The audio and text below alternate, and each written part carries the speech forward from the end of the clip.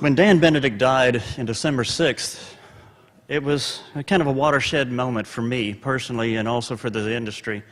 Dan had been assistant director first from 1990 and then executive director right after George Siebert had retired from that office. There's only been 4 executive directors of first PFCD and SPFA, and even though we think we've been in this industry a long time and done a lot of things for it, I just realized just a moment ago that Kurt has had the title of executive director longer than any of the others. So actually I want to applaud Kurt and for a job well done so far.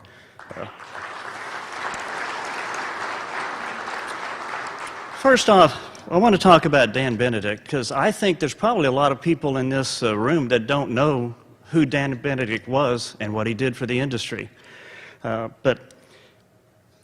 So I'm talking about his legacy.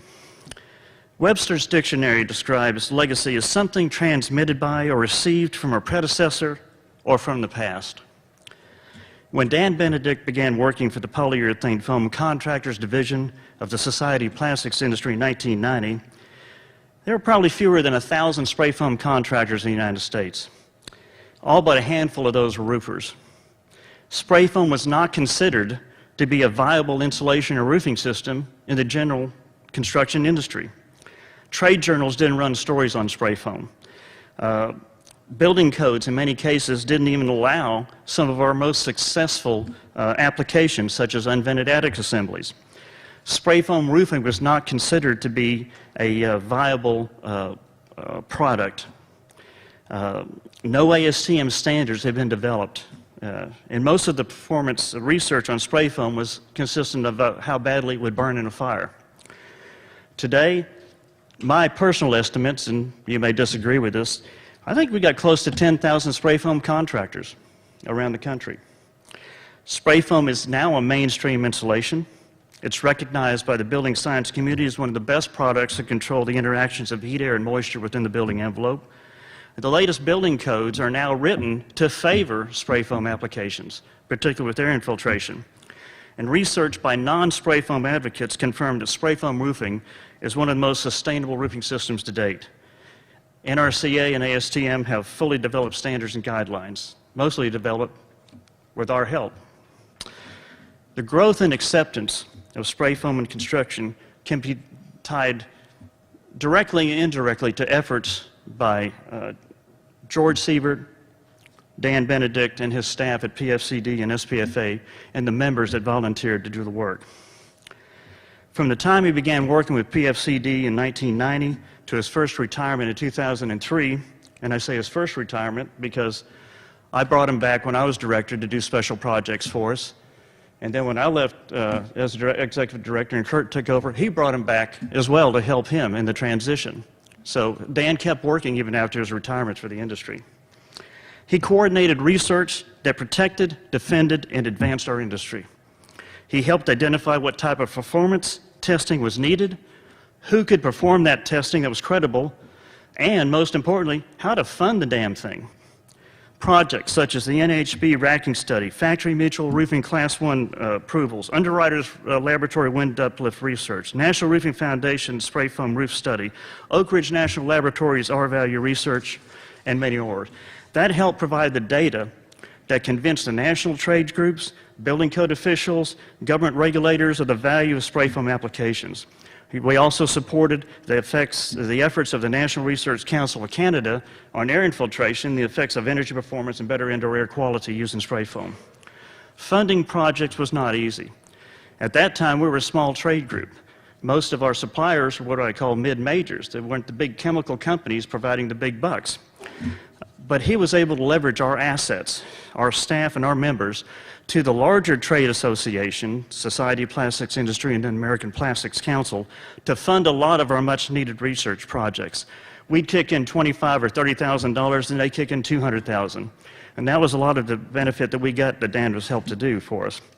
What we found was that the other plastics groups within the SPI and APC, they had smart, capable staff, but very little knowledge about construction industry, and that's where we came in. Our members were mainly small business concerns. And that actually resonated with regulators and legislators, particularly during the Clinton and Bush administrations. We'd assist other industry groups with regulatory and political assistance on their issues, which were either complementary or non-competitive to ours. And then in return, we get assistance on our issues, and a lot of it monetary. He was a master at developing and maintaining great relations with other industry groups, and such as, the NRCA, RCI, CSI, and then with the government regulators like EPA, DOT, FTC, DOE, OSHA, NIST, and others. He staffed our technical committee for quite a few years, and that kept our group focused on developing the necessary guidelines and standards that we still use today. At that time, he wrote most of the articles that were in our polyurethane foam contractors newsletter as well. After taking over as executive director from George Sievert, he was able to keep our members focused on overall industry issues rather than on specific company agendas. He was very effective in identifying early inter-industry squabbles that could affect our effectiveness. A good example is the gravel foam issues in the 90s. There was a bunch of proponents for it and proponents against it.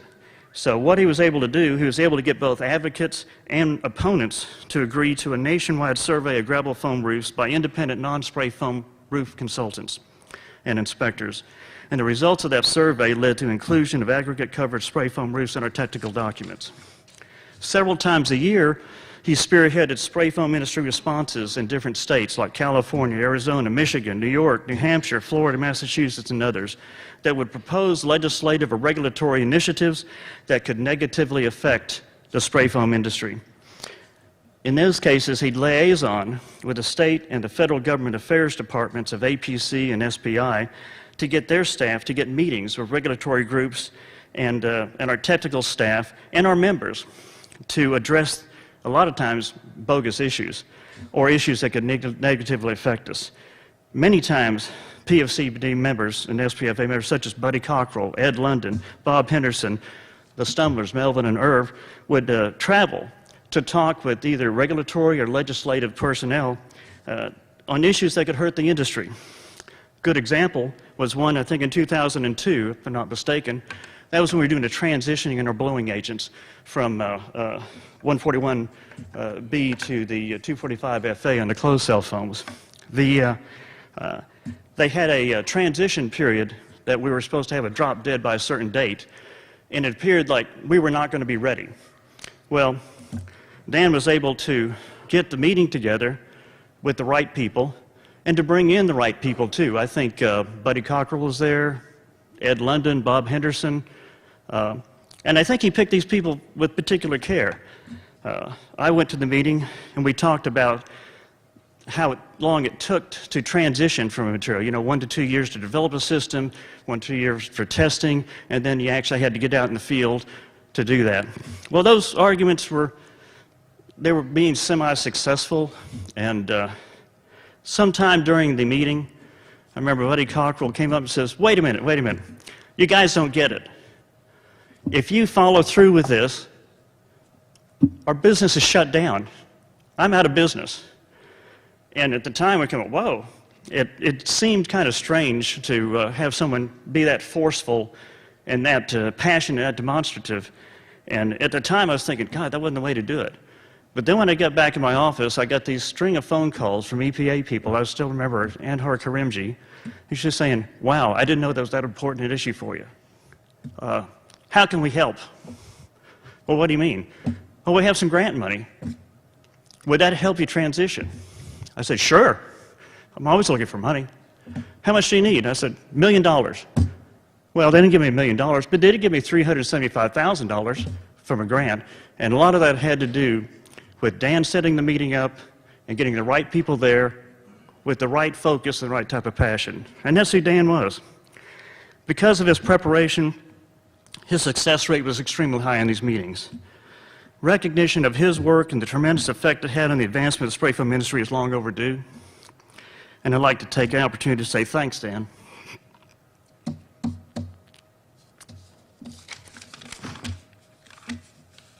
For a job well done.